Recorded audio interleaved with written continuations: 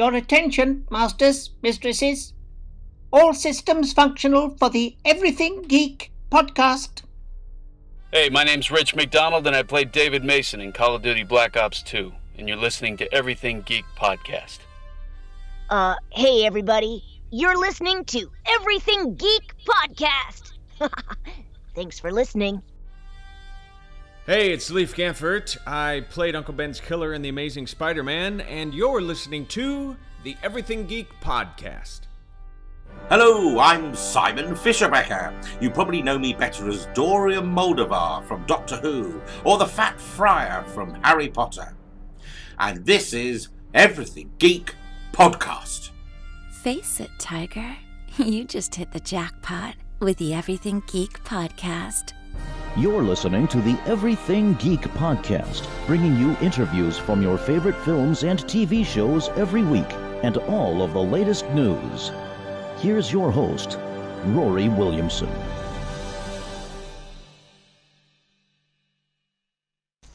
Hello everyone, you're listening to the Everything Geek podcast. I'm your host Rory, and joining me today is a very special guest. We have actor Frank Huseyin, best known for playing Jenn Smeel and being the body double for Darth Sidious, a Coruscant Guard and a Senate Guard on Star Wars Episode 1, The Phantom Menace, and a German SS soldier in Saving Private Ryan. How are you today, sir?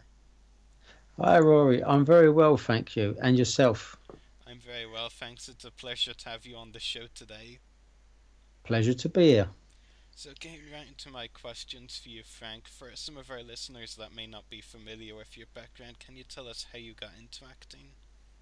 Okay, a bit of a story really, because I was going to visit a friend in America because of the earthquakes in '94. And as I was heading to the airport, I bumped into a friend of mine through the army, as I used to be in the army at one point. And he told me there was a film being made, and the agency was run by an ex-paratrooper who wanted ex-paratroopers to be extras in a film set in Ireland called A Breed of Heroes. So I said, okay, well, I'll come back then. I'll go and see my mate for 2 weeks. I'll come home and see how it goes. And I came home on the Monday, and by the Friday I was on set of a film called A Breed of Heroes, and that was my first introduction into the film business as such. I'd been in a couple of adverts just as an extra before, but that was actually then I was on film sets from that day on. So that's how it came about. That's really interesting, and as someone who lives in Ireland like I do, it is pretty nice to hear that your start in the film industry was on a film, A Breed of Heroes, shot here in Ireland. That's pretty cool. Yeah, so it's interesting days. And then I've worked in Ireland since. That was on a film called Bloody Sunday. So I've got a bit of a connection there with Ireland. Definitely. Can you tell us how you were originally cast in The Phantom Menace? Well, it was quite strange because I just got a phone call saying they wanted particular characteristic looks for certain people, and as it so happens, I fitted that bill, and so I went along for an audition. Didn't actually have to read anything as such. It was more just to get a look at you and the feel of how you moved, and that was it. Went from there. It was really quick processed. There was no long audition. It wasn't long and drawn out. It was just a case of if you fitted the bill they wanted for the appearance, then that was it. That's how it appeared to work for me in particular. Were you a fan of Star Wars before you were cast in the film? Well, that's another thing. When I was young watching Star Wars, I actually found it was too fast for me at that age. It was the first time I'd seen a film that moved that fast, and I couldn't get to grips with it. I'm a bit of a slow learner, and I was watching it and there was just too much going on. I had to watch it a few times. I wouldn't say I was a great fan, but it was always there at the back of my mind. I did enjoy it, the adventure side of it and the action, but I was never really a fan as such, but I've grown to become more of a fan after actually being in it, because I realised it's like another world really. It's a totally different world. So that I wasn't, but I'm more of a fan now than I ever was. Yeah, I mean, that makes a lot of sense. I mean, at the very least, it gave you, I think, being in it yourself, it gave you more of an appreciation of the story, at least. Exactly. Because I never really understood it when I was young, because it was too fast and furious, and I couldn't really grasp what was going on. But now I understand a bit more, yeah. At least you're very honest. You have to be, yeah. I wouldn't try and, fluff through it. That's how it is, yeah. Yeah, for sure. You're best known to Star Wars fans for playing Naboo Security Forces soldier Jenn Smeel in The Phantom Menace. Can you describe what it was like shooting his scenes? Well, that was quite interesting. It was difficult. That's the first thing I remember, because the costumes were pretty tight. And as you may be aware, when you're in the film studios with all the lighting, it gets very hot. So I've got to say it was one of the most uncomfortable costumes I had, because of the gauntlets didn't have any give in them, the hats you couldn't adjust them. So it was hard but enjoyable, because then we got into the action scenes and the adrenaline kicks in and you forget all those things, all the little niggly things that were uncomfortable, and you just go into character. So once we got the action scenes, it made it much more enjoyable. Still quite difficult, because it was pretty repetitive. We'd done loads and loads of takes of those battle scenes, and with the squibs popping off around us, that was quite difficult as well, because it can be quite dangerous, but enjoyable. Yeah, I did enjoy that. It's funny, because you had the two main Jedis and very focused, and it sort of pulled you in as well. And it once you've got action, it all almost become, in a weird way, very real. So it was it was difficult, quite demanding, but enjoyable. Once you got cut, you thought, that was good, I enjoyed that, I'm ready for another go. Definitely. And as well as playing Jenn Smeel, you're also the body double for a number of characters in the film, including Darth Sidious, a Coruscant Guard, and the Senate Guard. Can you describe what this involved and what it was like wearing their costumes? Yeah, so with Darth Sidious, that was, as he's a hologram, it was fine, because it was from behind. So all I needed to wear was really his cape with the hood up, because I was talking in that particular scene, I was talking to Darth Maul. So I wasn't seen from the front, obviously, because he would need to be that person. So and we were standing talking, so the costume was comfortable to wear. And after having done what I did as a security forces, it was a breeze. So it was just a simple scene, not much dialogue. I didn't actually have to speak, because that was dubbed in anyway, and you wouldn't have seen my lips moving. So I didn't have to do a great deal, whereas Darth Maul had to do the work. So that was a cushy number, because I was literally just standing in one spot with a little bit of nodding. So that was okay. The Coruscant Guard was another quite difficult one, because again, the helmet, big helmet, and then they don't really design these things to help you breathe too well. So that was quite demanding as well, in the cape, and under the lighting and the heat, pretty hard going. And I don't remember a great deal about the Senate Guard, if I'm honest. With it being so far away, I can't remember a great deal we did there, but it was much the same as the Coruscant Guard. It was just lining up in the scenes where, in actual fact, I was coming off the ship in one scene, and then I was in that same scene as one of the Coruscant Guards. So it was quite bizarre, because I didn't know it was going to be cut the same way, but it was. So I was in one scene at the same time, which was odd. Yeah, that must be a really weird thing when you rewatch the film and being like, that you're in the kind of like the same scene, but like in two different parts of the scene. Exactly, it was very odd, because it's weird, because you remember him coming down and you think, oh, hang on, there, I remember that, that's where I was when they were coming down. But of course, coming down from the ship on the ramp, wasn't expecting I was going to be bumping into myself at the bottom of it. That was a funny setup. Yeah, for sure, definitely sounds it. You mentioned that Jenn Smeel's costume was one of the more uncomfortable ones you'd have to wear. If you had to compare it to any of the other costumes you've worn on any of the other productions you've worked on, how would it rank in terms of the most uncomfortable, or is there another that was more uncomfortable?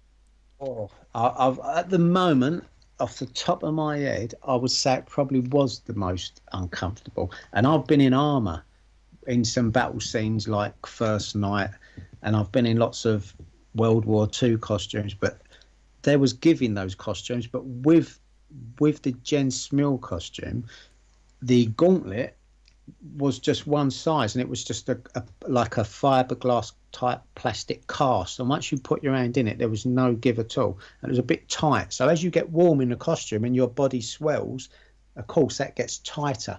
And the same with the hat. It was like a hard plastic brim, and there was no give. And again, as you're getting hot running around and your body's swelling, it gets tighter and tighter. So I'd have to say that probably scored 10 out of 10 for being uncomfortable. Yeah, you can't realistically get any higher than 10 out of 10. No. Definitely not. So, would you describe the Jenn Smeel costume as the biggest challenge you had while working on Star Wars, or were there any other challenges you faced while working on it? No, I see. My fitness was good, so the running around in the battle scenes, not a problem. Yes, definitely. Just wearing the costume in itself was a challenge, and it's quite daunting because the as you are aware, the hours on a film set are very long, and you don't always get time to take your costume off. So that was the difficult part. That was the mental barrier you had to get through, knowing that you're going to spend 8, 10, 12 hours in the costume with not many chances to take it off other than lunchtime. And you don't want to really be seen keep taking it off, because you got to kind of, you're supposed to be tough, so you don't want to take it off. And people say, why has he got that off? And go, oh, it's hurting on my wrist. So you kind of just brave it out, Yeah, definitely. That makes a lot of sense. What would you say was your favourite memory from your time working on Star Wars? Well, I remember one of the scenes where we went to see Boz Nass, and we had the little R2-D2, and it had to come to the front of the line, but we was on a slight incline. Well, the ground went down. We was at the top, and as he comes down behind us, suddenly he has to come to a stop. But because it's going downhill, the momentum carried it forwards, and he must have fell over about 6 times with the top coming off every time and rolling off down the well, it's like woods actually. So that was quite memorable, because you're trying not to laugh, but you want to laugh because it's not supposed to happen, and it took a while before they could master that. So that was quite a memorable day, and it was a lovely. It made a change because we wasn't inside the spaceships or any set that resembled any kind of craft. It was in the woods, so I did enjoy that because you felt like you was actually outside. So that sticks in my mind as one of the better days, definitely. That's really amusing, and I know you probably don't remember this all these years later, but if you had to make a guess, how many takes do you think they had to go through before they could master how not to have R2 fall over? Easily at least 6. Easy. I reckon we must have done that 10 to maybe a dozen times, and I'd say definitely that the first half a dozen times he was taking a tumble and his head was going off. And all I remember thinking is, if they haven't got any spares and that busts, then that's going to be a bit of an early day.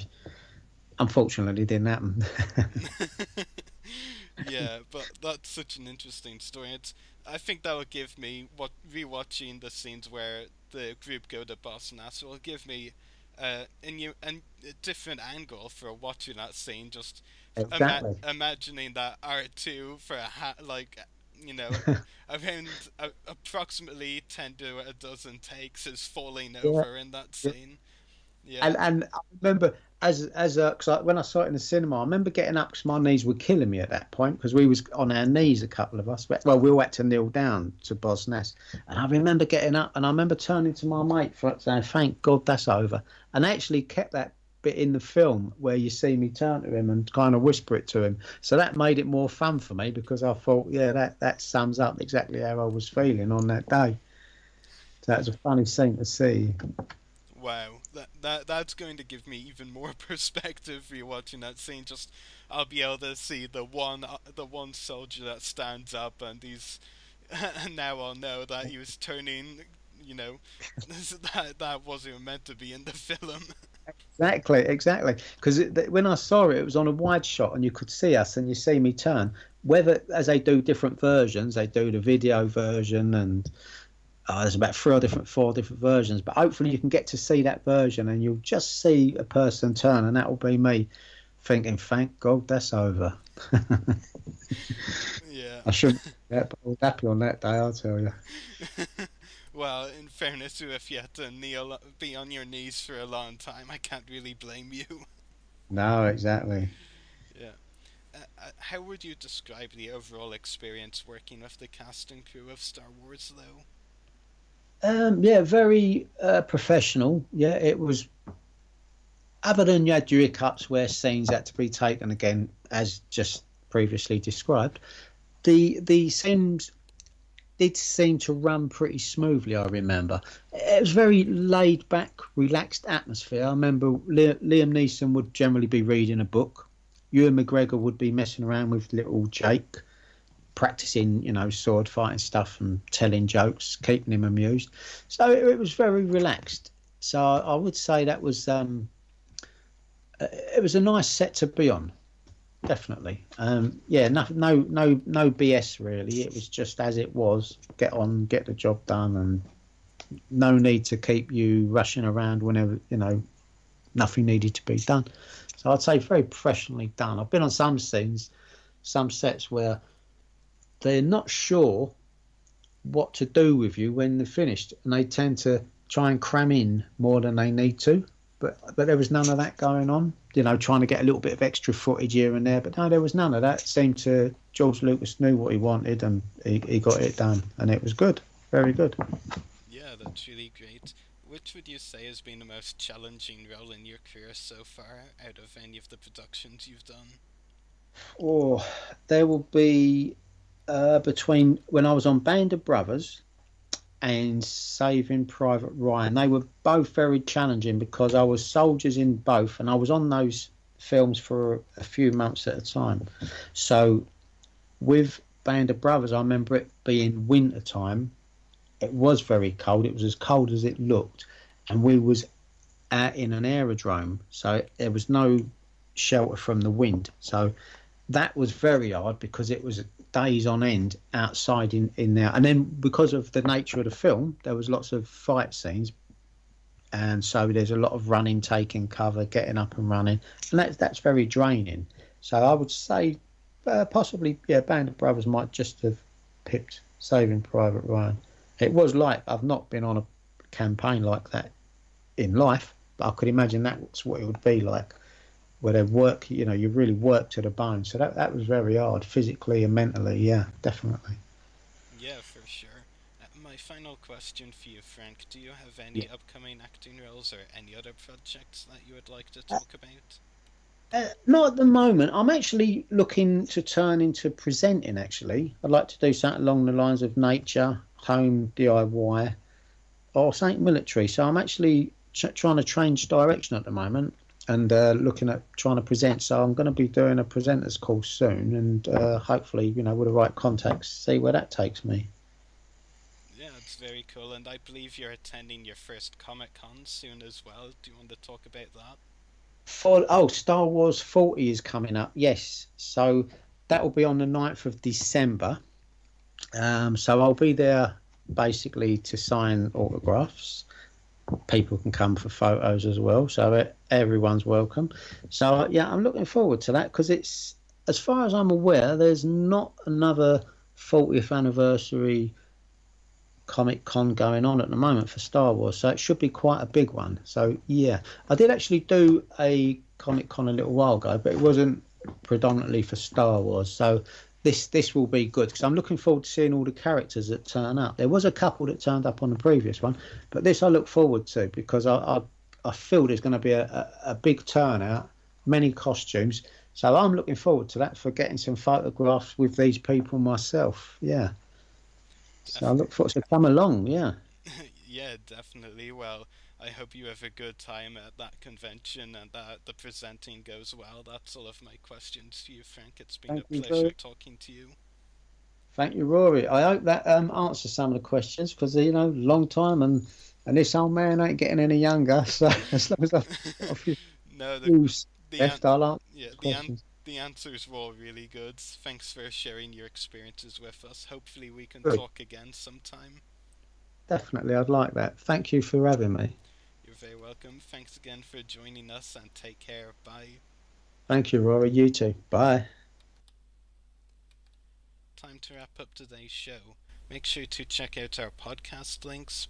Check out our website, www.everythinggeekpodcast.com/egp. Check out our Facebook page, www.facebook.com/everythinggeekpodcast. Check out our YouTube channel, www.youtube.com/user/everythinggeekcast. Check us out on Twitter, twitter.com/everythinggeekp. Check us out on Instagram, instagram.com/official-everythinggeekpodcast. Check out our Mixcloud profile, www.mixcloud.com/everythinggeekpodcast.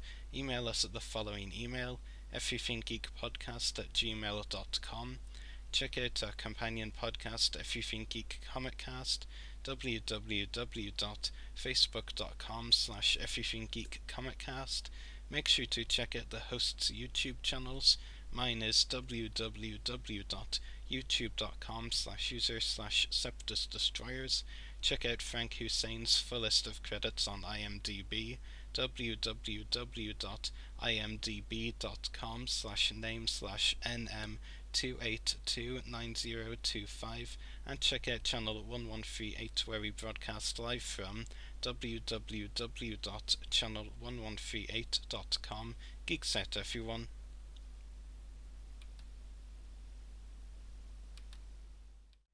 Yes, of course. I mean, for a lot of people, in whatever walk of life, people will refer to a good teacher, someone who inspires them, and I'm no exception to that. There was they're talking to the director, or they're just on set. It's few and far between. They normally tend to stick together the main principles, and the crowd people stick to what we do.